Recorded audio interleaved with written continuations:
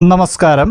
സൂര്യദീപം അസ്ട്രോളജിയിലേക്ക് എല്ലാവർക്കും സ്വാഗതം. അതിശക്തമായ വരാഹി മുദ്രയും വരാഹി മന്ത്രത്തെയും കുറിച്ചാണ് ഇന്ന് പറയുന്നത്. വരാഹി മുദ്രയും വരാഹി മന്ത്രവും വേണ്ടവിധം ഉരുക്കഴിച്ചാൽ നമ്മൾക്കുള്ള കഷ്ടനഷ്ടങ്ങളെല്ലാം മാറി ധനലാഭം, സന്തോഷം, ജീവിതത്തിൽ ഐശ്വര്യം എല്ലാം ഉണ്ടാവുന്നതാണ്. വരാഹി ദേവി ക്ഷിപ്രസാദിയായിട്ടുള്ള ഒരു മൂർത്തിയാണ്.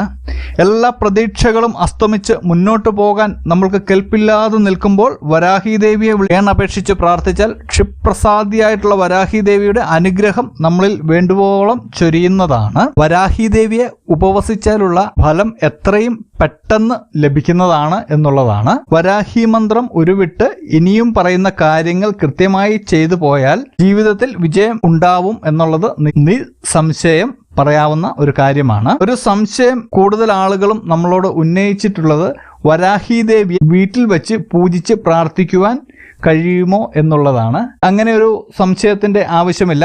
വരാഹി ദേവിയെ വീട്ടിൽ വെച്ച് പ്രാർത്ഥിക്കാവുന്നതാണ്. പക്ഷെ ഇതിന് ഒരു പ്രത്യേക സമയമുണ്ട്. വരാഹി ദേവിയെ പ്രാർത്ഥിക്കുന്നത് പൂജിക്കുന്നതുമൊക്കെ രാത്രി കാലങ്ങളിൽ ആവണം. 8 മണിക്ക് ശേഷം ആയിരിക്കണം പൂജയും കാര്യങ്ങളുമൊക്കെ നടത്തുന്നത്, പ്രാർത്ഥനയൊക്കെ നടത്തുന്നത്. അർദ്ധരാത്രിയിൽ പ്രാർത്ഥിച്ചാൽ ഇരട്ടി ഫലം ഉണ്ടാവും. വരാഹി ദേവിയെ രാത്രിയിൽ പ്രാർത്ഥിക്കണം എന്ന് പറയുന്നതിന്റെ മറ്റൊരു കാരണം വരാഹി ദേവി ഒരു നിദ്രാ ദേവി കൂടിയാണ്. നിങ്ങൾ പ്രാർത്ഥിക്കേണ്ടത് ഇങ്ങനെയാണ്. പ്രാർത്ഥന വരാഹി ദേവിയുടെ ചിത്രത്തിന് മുൻപിലാകുന്നത് വളരെ നന്നായിരിക്കും. രാത്രികാലങ്ങളില് ദേഹശുദ്ധി വരുത്തിയ ശേഷം ഒരു ദീപം കൊളുത്തി, അത് മൺചിരാതിലാവാം, ഇല്ലെങ്കിൽ ഒരു നിലവിളക്കിലാകാം, അത് വരാഹി ദേവിയുടെ ചിത്രത്തിന് മുന്നിൽ വെച്ച് വേണം പ്രാർത്ഥിക്കാൻ. എല്ലാ ദിവസങ്ങളിലും പ്രാർത്ഥിക്കുന്നത് കൊണ്ട് കുഴപ്പമില്ല. എങ്കിലും ചൊവ്വ, വെള്ളി, ശനി, അമാവാസി ദിവസം, പൗർണമി ദിവസം, പഞ്ചമി തിഥി വരുന്ന ദിവസങ്ങളിൽ ഒക്കെ പ്രാർത്ഥിക്കുന്നത് വളരെ നല്ലതാണ്. വരാഹി അമ്മയുടെ പൂർണ്ണ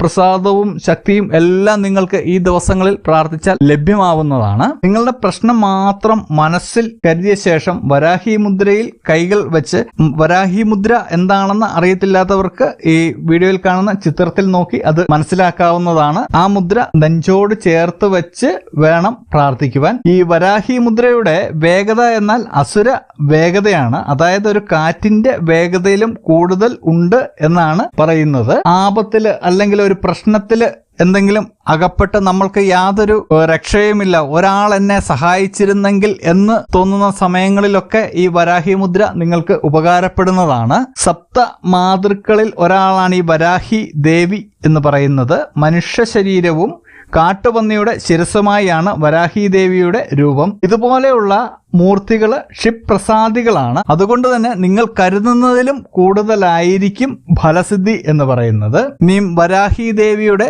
മന്ത്രമാണ് പറയാൻ പോകുന്നത്. ഓം ഹ്രീം യോഗിണി യോഗഭയങ്കരി വരാഹി ദേവി നമഃ.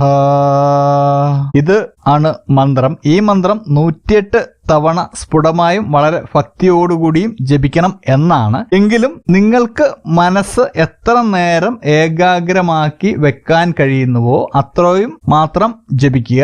കാരണം മന്ത്രം തെറ്റുക അല്ലെങ്കിൽ ഒരു വഴിപാട് പോലെ ഇത് ചെയ്യുക, അതിലൊന്നും ഫലം ഉണ്ടാവില്ല. ചിലർ വാർത്താളി, വാരാഹി എന്നൊക്കെ വിളിച്ച് പ്രാർത്ഥിക്കാറുണ്ട്. ഇതൊക്കെ തെറ്റാണ്. അതൊക്കെ തിക്ത ഫലങ്ങളെ ഉണ്ടാക്കുകയുള്ളൂ. അതുകൊണ്ട് വരാഹി ദേവിയുടെ മന്ത്രം വരാഹി ചിത്രത്തിന് മുന്നിൽ വിളക്ക് തെളിയിച്ച ശേഷം വരാഹി മുദ്രയോടുകൂടി ഇരുന്ന് ഏകാഗ്രമായി, നിങ്ങൾക്ക് ഒരു പ്രാവശ്യമേ പ്രാർത്ഥിക്കാൻ കഴിയുന്നുള്ളൂവെങ്കിൽ ഏകാഗ്രമായി ആ ഒരു തവണ മാത്രം മന്ത്രം ഉരുവിടുക.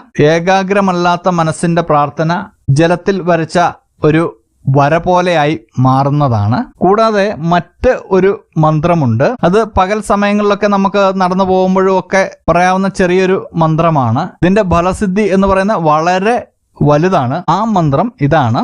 ഓം വജ്രഘോഷോ, ഓം വജ്രഘോഷോ എന്നാണ് ആ മന്ത്രം ഉരുവിടേണ്ടത്. നിങ്ങൾ വളരെ ഭക്തിയോടും വിശ്വാസത്തോടും കൂടി വരാഹി ദേവിയെ പ്രാർത്ഥിച്ചാൽ തീർച്ചയായിട്ടും നിങ്ങളുടെ പ്രശ്നങ്ങൾക്ക് ഉടനടി തന്നെ പരിഹാരങ്ങൾ ഉണ്ടാകും. ഒരുപാട് ആളുകളുടെ കണ്ണുനീർ ഒപ്പിയ ഒരു ദേവിയാണ് വരാഹി ദേവി. അതുകൊണ്ട് എല്ലാവരും പ്രാർത്ഥനയിൽ മുഴുകുക. നിങ്ങളുടെ കഷ്ടതകളും ദുരിതങ്ങളും എല്ലാം മാറും. ധനലാഭമാണ് വരാഹി ദേവിയെ പ്രാർത്ഥിച്ചു കഴിഞ്ഞാൽ നിങ്ങൾക്ക് കിട്ടാൻ പോകുന്ന ഏറ്റവും വലിയൊരു വരം എന്ന് പറയുന്നത്. അപ്പോൾ എല്ലാവരും വരാഹി ദേവിയെ പ്രാർത്ഥിക്കുക, പ്രാർത്ഥനയോടെ മുന്നോട്ട് പോവുക. ഇതുപോലുള്ള വീഡിയോകൾ കാണാൻ എൻ്റെ ചാനൽ സബ്സ്ക്രൈബ് ചെയ്യുക. ഇനിയും മറ്റൊരു വീഡിയോയുമായിട്ട് നമുക്ക് വീണ്ടും കാണാം. നന്ദി, നമസ്കാരം.